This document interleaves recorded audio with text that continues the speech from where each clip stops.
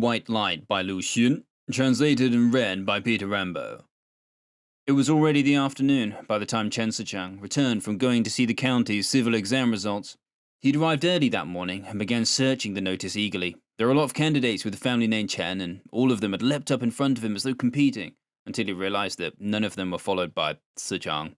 He'd looked again through the 12 pages of names, searching carefully as everyone else drifted away. By the time he was certain his name wasn't there, only he remained, alone, outside the examination hall. Although the wind that blew through his short greying hair was cold, the early winter sun seemed to heat his whole body. The sun drenched him until he felt lightheaded, but still his face remained pale. From his worn and sunken eyes a strange glimmer shone outwards. On the list before him, the words turned to a mass of vague black circles, and everything before him began to blur and merge. If he'd passed the exam, he could have gone into the government and quickly worked his way up. Wealthy, respected families would have lined up to offer him their daughters for marriage. He would have been admired, worshipped even. Everyone who doubted him would have regretted it. He would have fixed up the decaying family home and asked everyone who rented there to move. In fact, they'd probably have the sense to before he forced them out. He'd redo all of the rooms and put up a flagpole and a new elegantly inscribed sign by the entrance. And if he wanted to stay out of politics, he could have got a post in the capital or desirable job somewhere outside the province. The fantasy became a pile of sugar melting in the rain before him. It dissolved quickly, leaving only scattered pieces behind.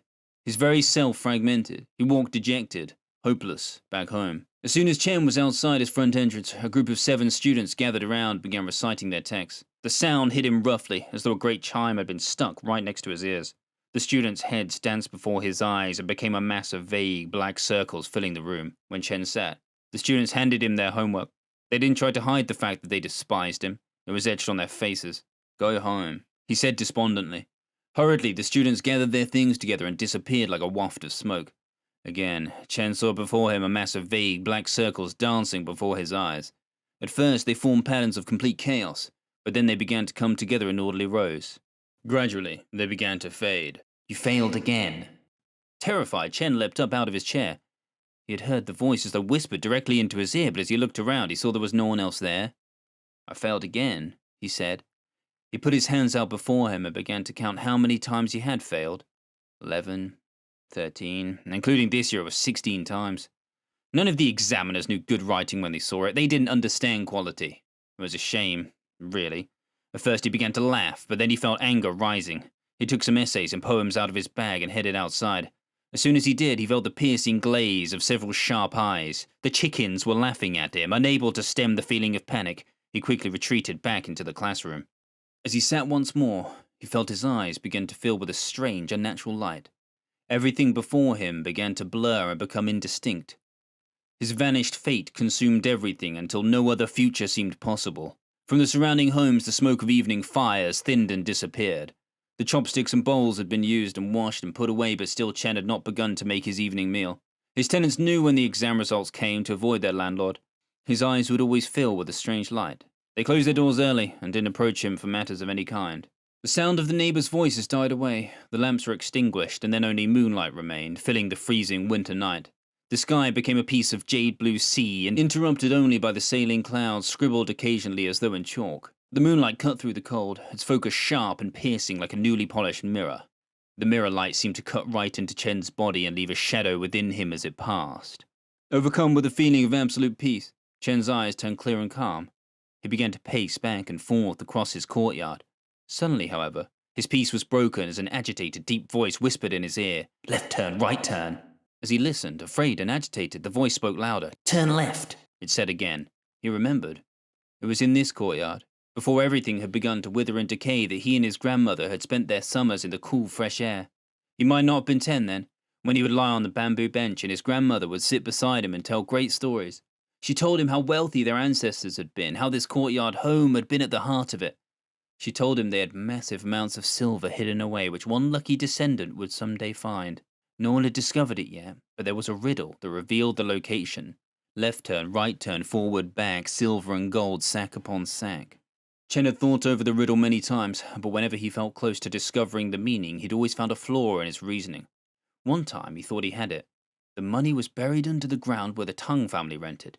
But before he'd worked up the courage to go in there, he decided that probably wasn't right. His own room had the mark of several holes where he'd excavated after previous failed exams. and after a while these always filled him with shame and embarrassment. Tonight was different, however, for he had the steely white light of the moon guiding him from within.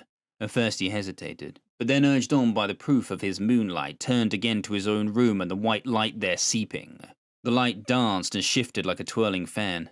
"I know where it is, finally," Chen said. He rushed to his room, but as soon as he was inside, all trace of the light disappeared. All he saw was a dilapidated room filled with tattered books and worn shelves. Disappointed and confused, he looked around carefully until the white light began to appear again just before him. It grew larger and paler than sulphurous flames, more pervading than morning mist, just below his desk on the eastern wall. Eagerly, he pounced to get the sickle leaning behind his door. As his hand passed through the surrounding shadow to grab it, he felt afraid without knowing why. He lit a lamp to see more clearly, but it was only the sickle resting there. He moved his desk to the side and struck at the brickwork below. He knelt down to see what was underneath, but all he saw was the same dirty yellow earth he'd uncovered before. He rolled up his sleeves and scraped away at the dirt, revealing a dark black mud beneath. Very carefully, as silently as possible, he scraped away with the sickle, but the night was too silent and the noise of the sickle's scraping was too loud. After the hole was a few feet deep, he still hadn't found anything that looked like it could hold silver, but just as he was beginning to worry, he felt the sickle strike something hard. The impact shook his wrist. He threw down the sickle. He'd broken a large piece of tile. He scraped the pieces away and began digging further into the seemingly infinite black earth when suddenly he felt something hard and round. It was a single, rusted silver coin, surrounded by nothing more than a shard of broken pottery. He was flooded with hopelessness, he was sweating all over, and yet he continued to scrape away at the earth until he came across a much stranger object. It appeared to be in the shape of a horseshoe, yet it began to crumble as he handled it. Concentrating carefully, he scraped away the surrounding dirt and carefully brought the object over to the light of the lamp.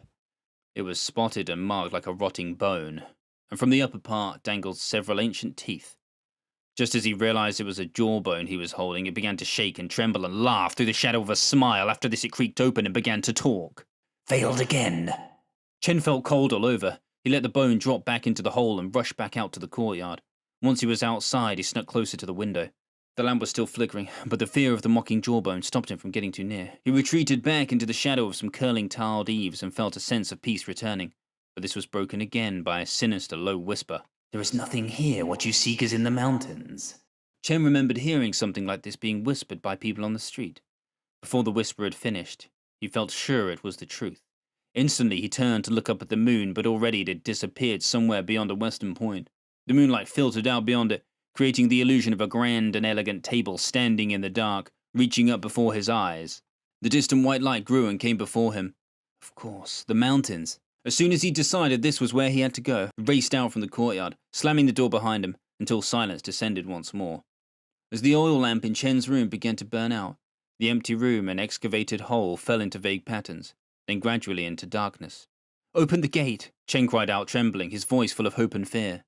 The following afternoon, someone found a corpse floating in one lake, 5 miles outside the town's western gate. As word spread, eventually the town official found out what had happened. He ordered a local farmer to retrieve the corpse. It was of a man about 50, medium build without facial hair. He was naked when he died. Some people claimed it was a man named Chen Sichang, but neither any of his relatives nor his family cared enough to come and identify the body. After the coroner's examination, the body was buried without ceremony. The cause of death was obvious. Naked corpses often washed up after drowning.